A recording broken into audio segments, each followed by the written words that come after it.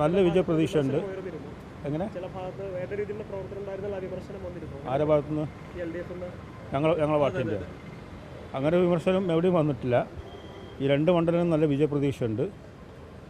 വളരെ നല്ല രീതിയിൽ പ്രവർത്തിച്ചു എന്ന് ഇപ്പോൾ ശൈലജ ടീച്ചർ എന്നോട് പറഞ്ഞത് ബാക്കി എല്ലാവരെക്കാളും നല്ല രീതിയിൽ പ്രവർത്തിച്ച് നിങ്ങളെ പാർട്ടിയാണെന്ന് അവരെന്നെ വിളിച്ച് പറഞ്ഞു. അപ്പോൾ അങ്ങനെ ഒരു ഇളമരം അങ്ങനെയൊന്നും പറഞ്ഞിട്ടില്ലല്ലോ. ഇല്ലല്ലോ. അപ്പോൾ ഇന്ന് ഞങ്ങൾ യോഗം കൂടുന്നത് 28-ാം തീയതി ശ്രീ വീരേന്ദ്രകുമാറിൻ്റെ 4ാം ചരമവാർഷികമാണ്. അതുമായി ബന്ധപ്പെട്ട കാര്യങ്ങൾ ആലോചിക്കാൻ വേണ്ടിയിട്ടാണ് യോഗം ചേർന്നിട്ടുള്ളത്. ഞാൻ നേരത്തെ പ്രതികരിച്ചാണല്ലോ. കാരണം അവിടെ സൈബർ ആക്രമണം എല്ലാവരും നേരിടുന്നുണ്ട്. പക്ഷെ അതിൽ വിട്ടു പോയാൽ അതിൻ്റെ പ്രയാസം എല്ലാവരും അനുഭവിക്കും. അപ്പോൾ ശൈലജ ടീച്ചറെ വളരെ ടാർഗറ്റഡായിട്ട് ആക്രമിക്കുക ചെയ്തത്. പക്ഷെ അതൊക്കെ ഓവർകം ചെയ്ത് വരാനുള്ള ശക്തിയും സ്വാധീനവും LDF അവിടെ ഉണ്ട്.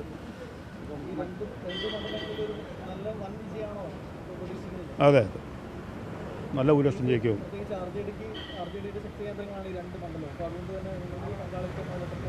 ഞങ്ങളെ പങ്കാളിത്തം പൂർണ്ണമായിട്ടുണ്ടല്ലോ, ഒരു സംശയം തന്നെയുള്ളത്. ഞാൻ CPM നേതാക്കൾ എല്ലാവരും വിളിച്ച് ചോദിച്ചിരുന്നു. ഒരാൾ പോലും പരാതി പറഞ്ഞിട്ടില്ല. LDFൻ്റെ ഭാഗത്തുനിന്ന് പരാതി ഉണ്ടായിട്ടില്ല. ഞങ്ങൾ ആൾക്കാർ പൂർണ്ണമായും ഫീൽഡിൽ തന്നെ ഉണ്ടായിരുന്നു.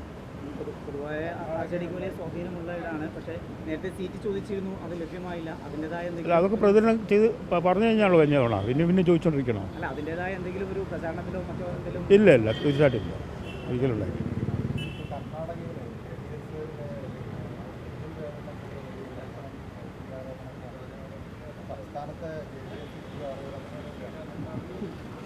അവരോട് ചോദിക്കേണ്ട ചോദ്യമാണ്. ഒരുപക്ഷെ ഈ കാര്യത്തിൽ ഗിന്നസ് റെക്കോർഡ് തകർത്ത ആളാണ് പ്രജ്വൽ രേവണ്ണ എന്ന് പറയാം.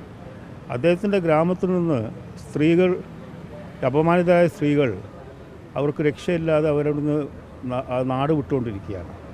ഇത്രത്തോളം ഗൗരവമുള്ളൊരു കാര്യം ഉണ്ടായിട്ട് പോലും ഇവിടെ നിന്നാരും പ്രതികരിച്ചാൽ ഞാൻ കണ്ടില്ല.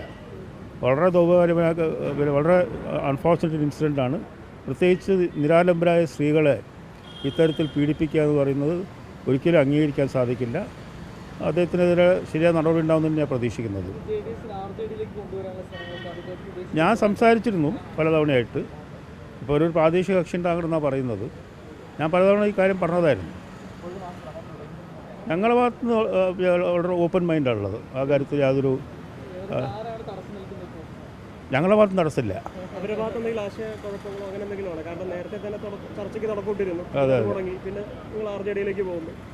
അന്ന് തുടങ്ങാനുള്ള ഒരു കാരണം കൂടി എനിക്ക് ഏകദേശം വിവരം കിട്ടിയിരുന്നു. ദേവഗൗഡ BJPയിലേക്ക് പോകുന്നുള്ളൂ. പിന്നെ അങ്ങോട്ട് തല വെച്ചു കൊടുക്കണ്ടല്ലോ.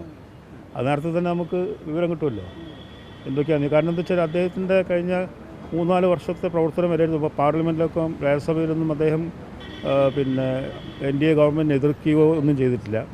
അനുകൂലമായ നിലപാടാണ് സ്വീകരിച്ചിട്ടുള്ളത്. പല പ്രസംഗങ്ങളിലും ആ രീതിയിൽ. അപ്പം തന്നെ എനിക്ക് ഏകദേശം മനസ്സിലായിട്ടുണ്ട് ഇവർ അതിലേക്ക് മാറും എന്നുള്ളത്. അതുകൊണ്ടാണത് വേണ്ട. JDS ഞങ്ങൾക്ക് വരുന്നതിന് ഞങ്ങൾക്ക് പൂർണ്ണമായ സമ്മതമുള്ളൂ.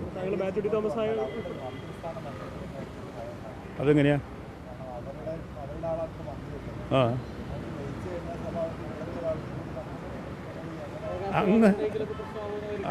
അങ്ങനത്തെ പ്രശ്നങ്ങളൊന്നും ഇവിടെ എന്താ പറയുക, പ്രശ്നങ്ങളൊന്നും ഇവിടെ ഇല്ല.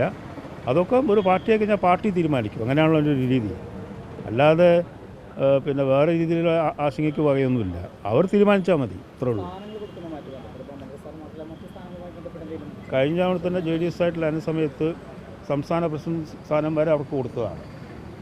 അപ്പോൾ എല്ലാ വിട്ടുവീഴ്ചയും ഞങ്ങൾ ചെയ്തിട്ടുണ്ട്. ഇനി അവരാണ് ആലോചിക്കേണ്ടത്.